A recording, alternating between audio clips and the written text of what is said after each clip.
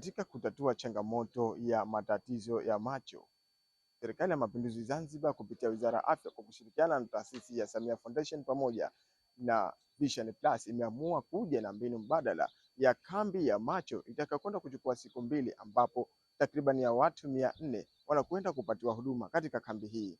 Kambi hii ipo hapa sasa hivi katika kituo cha afya Kizimkazi, ambapo daktari zamana wa hospitali hii anakwenda kuzungumzia namna ya matibabu haya yanavyokwenda kuendelea, huku baadhi ya waliopatiwa matibabu hayo wanazungumzia namna ya zoezi hili lilivyokuwa. Leo tuko hapa tarehe 25 pamoja na kesho tarehe 26 kwenye zoezi hili la upimaji wa macho na utoaji wa miwani kwa wale wanahitaji wenye matatizo ya macho.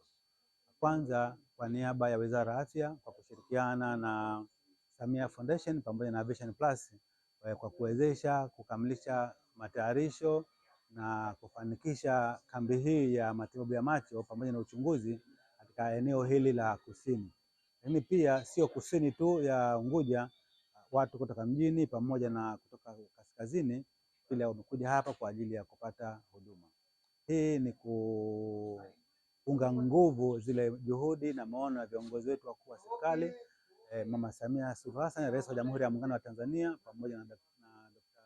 Mwinyi, Rais wa Zanzibar na Mwenyekiti wa Baraza la Mapinduzi, katika kuhakikisha kwamba wananchi wanapata huduma na kwa karibu pamoja na huduma ambazo ziko bora. Leo tunatoa shukrani za dhati kwa serikali pamoja na Samia Foundation na Vision Plus kwa kuwezesha kukamilisha zoezi hili la uchunguzi wa macho pamoja na utoaji wa miwani kwa wale ambao wanahitaji. Kwa jina naitwa Dr. Hamid Farid Nasor, natokea taasisi ya Samia Foundation kwenye idara ya afya na mazingira. Leo tumekutana hapa Kizimkazi, kituo cha afya cha Kizimkazi tarehe 25 mwezi wa 4 kwenye jambo moja tu, kambi ya macho. Kambi hii imeandaliwa na Samia Foundation kushirikiana na Wizara ya Afya Zanzibar, kushirikiana na Vision Plus, kushirikiana na taasisi ya Tear of Joy.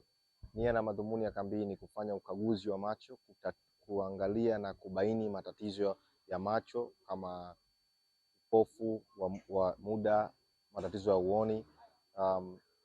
Pia inahusisha kutoa miwani za macho kwa wale ambao watakuwa wahitaji. Kambi hii imewakutanisha watu wa Kizimkazi, watu wa Muyuni, Paje, Kitogani, na tumeenda mbali zaidi mpaka kuingia watu wa kaskazini na mashariki. Lengo hasa la kuweka kambi hii ni kutatua matatizo ya uoni ambao tumebaini kwa takwimu imeonyesha iko juu kwa upande wa kusini. Tunataka tuwasaidie watu wapate kurudi uoni wao, kwa sababu kuna upofu wa temporary na upofu wa permanent. Sio tatizo yote ya macho na lazima uwe kipofu.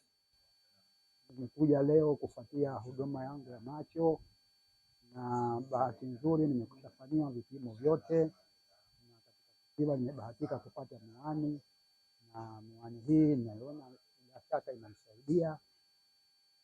Naona ambao tatizo langu kubwa lilikuwa sehemu ya mbali sioni, lakini sasa hivi naona vizuri kabisa. Kutokea hapa Kizimkazi, wilaya ya Kusini Unguja, Abdalla Balozi, Sema Africa TV.